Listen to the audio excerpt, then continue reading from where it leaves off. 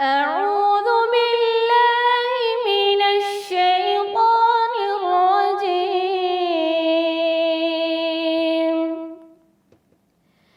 بسم الله الرحمن الرحيم.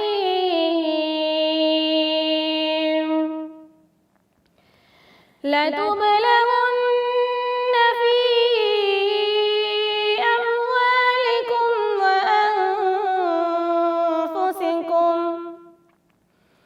ولتسمعن من الذين أوتوا الكتاب من قبلكم ومن الذين أشركوا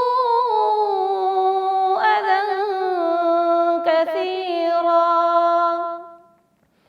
وإن تصبروا وتتقوا فإن ذلك من عزم الأمور.